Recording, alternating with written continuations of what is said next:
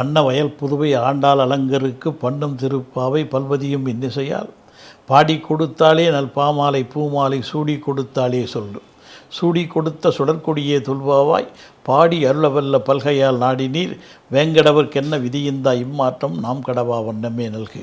பாண்டியன் கொண்டாட பட்டபிரான் வந்தான் என்று ஈண்டிய சங்கப்படுத்துவத வேண்டி வேதங்கள் ஓதி விருந்து கிடியறுத்தான் பாதங்கள் யாமுடையான் பெற்று திருவாடிபுரத்தில் ஜெகத்துதித்தால் வாடியே திருப்பாவை 30 செப்பினாள் வாடியே 143 உரைத்தாள் வாடியே உயரரங்க கன்னி உகந்தளித்தாள் வாடியே மறுவாரும் திருவள்ளி வளநாடு வாழியே மண்புதுவை மலர்கோதை மலர்பாதங்கள் வாழியே. ஆண்டாள் திருவடிகளே சரணம். 8வது பாசுரம். இரவு வானத்தின் எண்ணத் துளிகளாய் பச்சை பசும்புல்லில் படர்ந்திருக்கின்றன பனித்துளிகள். கீழ்வானம் வெளுத்து கிளர்ச்சியூட்ட தொடங்கிவிட்டது. குளிர்போர்வை போர்த்தி கொண்டு விடியல் தேவதை விழிகளை திறந்து வெளிச்சமாய் பார்க்கிறாள். பார்க்கடல் வாசனை பாடி பரவும் பாவையர்கள் வீதியிலே இறங்கி அனிச்சம் பூக்களாய் அணிவகுத்து நிற்கிறார்கள். அவர்களோடு ஓடி வந்து சேராமல் உறங்கி கிடக்கிறாள் ஒரு பெண் மட்டும். அவள் வீட்டு வாசலில் அத்தனை பேரும் கூடி நின்று எங்களுக்கெல்லாம் பொழுது விடிந்து விட்டதே, உனக்கு இன்னும் பொழுது விடியவில்லையே என்று கேட்கிறார்கள். பொழுது விடிந்தது புலப்படவில்லையோ அவளுக்கு என்று புறப்படுகிறது ஐயம் அவர்களுக்கு. ஆழிமடை கண்ணன் மேல்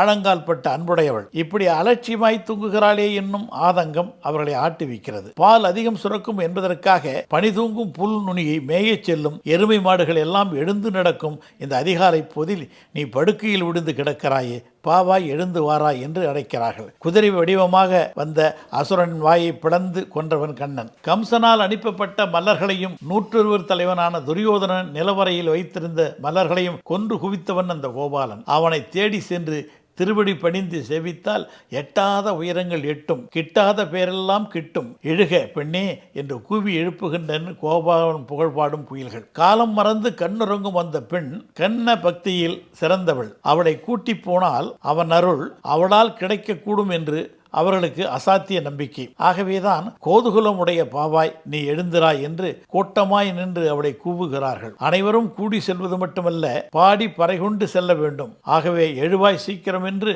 வாசலில் நின்று வரவேற்பு நிகழ்த்துகிறார்கள் அந்த வஞ்சிக்குடிகள். நாராயணனே நமக்கே பறை தருவான் என்று பாடியவர்கள் அல்லவா அவர்கள். அந்த நம்பிக்கை உணர்வோடு எங்களை அழைப்பை ஆராய்ந்து எழுந்துவா என்று அன்பும் அருளும் மணக்க அழைத்து மகிழ்கிறார்கள்.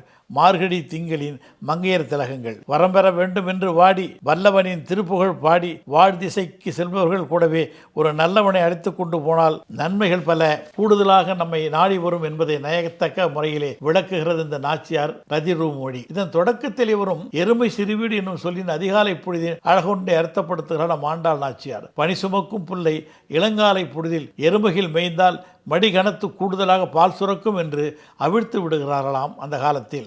இன்றும் கூட பல கிராமங்களில் இருக்கிறது அந்த பழக்கம். அதை பாங்குரை வெளிப்படுத்தி நமக்கு பாடம் எடுக்கிறாள் ஆண்டாள் நாச்சியார்.